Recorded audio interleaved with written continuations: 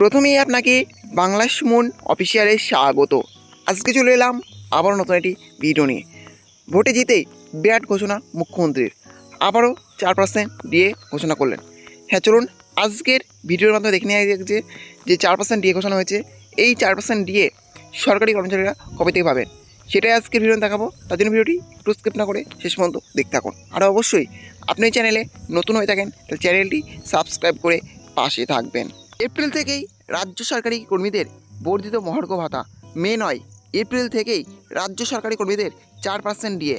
লোকসভা নির্বাচনের আগেই এবারে 4% হারে রাজ্য সরকারি কর্মীদের ডিএ বৃদ্ধির ঘোষণা করেন মুখ্যমন্ত্রী মমতা বন্দ্যোপাধ্যায়। সরকারি কর্মী, পেনশনভোগী এবং শিক্ষক শিক্ষিকা সকলেই 1 মে থেকে বর্ধিত হারে ডিএ পাবেন বলে ঘোষণা হয়। মঙ্গলবার মে মাসের পরিবর্তে এপ্রিল থেকে সেই বর্ধিত হারে ডিএ প্রদানের সিদ্ধান্ত হলো।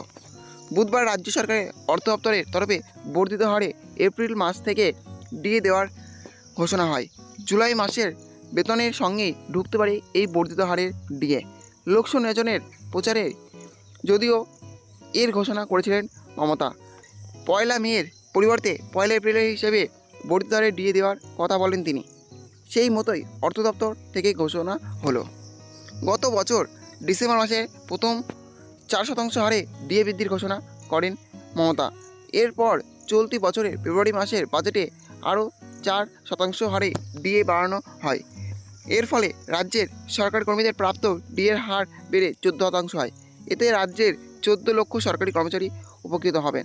এই মুহূর্তে কেন্দ্রীয় সরকারের কর্মীদের সঙ্গে রাজ্যের সরকারি কর্মীদের প্রাপ্ত ডিএর ফারাক 32%। এই মুহূর্তে কেন্দ্রীয় সরকারি কর্মীরা 46% হারে ডিএ পান। সমহারে ডিএ চেয়ে দীর্ঘদিন ধরে রাজ্যে আন্দোলন চালিয়ে যাচ্ছেন সরকারি কর্মীদের একাংশ। সেই টানাপোড়েনের প্রভাব এসে পড়েছে রাজ্য রাজনীতিতেও। বিরোধীদের তরফেও রাজ্যের উপর চাপ বাড়ানো হয়েছে, কিন্তু রাজ্যের যুক্তি কেন্দ্রীয় সরকারি কর্মীদের ক্ষেত্রে ডিএ বাধ্যতামূলক হলেও রাজ্য সরকার সমহারে ডিএ দিতে বাধ্য নয়। রাজ্য সরকার যেমন ডিএ এবং পেনশন দুইই দেয়, তাই এক্ষেত্রে চাপ দেওয়া যায় না বলে জানায় রাজ্য। ডিএ নিয়ে এই টানাপোড়েনে আরও যে তত্ত্বটি উঠে আসে তা হলো, দেশের জনসংখ্যা যদি 130 কোটি ধরা হয়, সেই নিরিখে মাত্র 4% মানুষই সরকারি চাকরি করেন। কারণ 2021 সালের পরিসংখ্যান বলছে কেন্দ্র রাজ্য মিলিয়ে সরকারি কর্মীর সংখ্যা 5 কোটি। তাহলে বাকি 96% অধিকারের কথা কে বলবেন? একই সঙ্গে পেনশন কমিশনের বিষয়টিও আলোচনায় উঠে এসেছে। 2004 সালে পুরনো পেনশন প্রকল্প তুলে দিয়ে কেন্দ্র সরকারি কর্মীদের জন্য নতুন পেনশন প্রকল্প চালু হয়। একাধিক রাজ্যেও সেই ব্যবস্থা চালু হয়। পুরনো পেনশন প্রকল্প অনুযায়ী 20 বছর চাকরি করে অবসর নিলে মূল বেতনের 50% পেনশন পাওয়া যেত। নতুন পেনশন প্রকল্পে মূল বেতনের 14% কেটে নিয়ে পেনশন তহবিলে জমা করা হয়। তাতে আরও 10% দেয় সরকার। সেই টাকা শেয়ার বাজারে ঢেলে যা লাভ হয় সেই টাকায় পেনশন দেওয়া হয়, যা মূল বেতনের 50% হতে পারে, আবার 5%। অর্থাৎ অবসরপ্রাপ্ত সরকারি কর্মীদের পেনশন নিয়ে অনিশ্চয়তা থাকলেও সরকারের দায় থাকে না। বাংলায় এই পেনশন প্রকল্প চালু হয়নি আজও।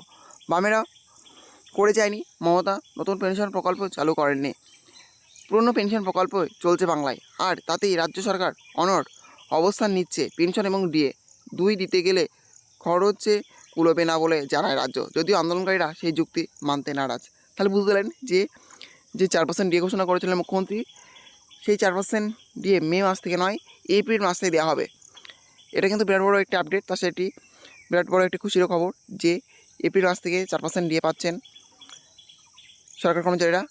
এই ছিল আজকের আপডেট। ভিডিওটি ভালো লেগে থাকলে অবশ্যই লাইক, শেয়ার এবং কমেন্ট করবেন, এবং এই ধরনের নতুন ভিডিও সবাইকে পাওয়ার জন্য চ্যানেলটা অবশ্যই সাবস্ক্রাইব করে রাখবেন।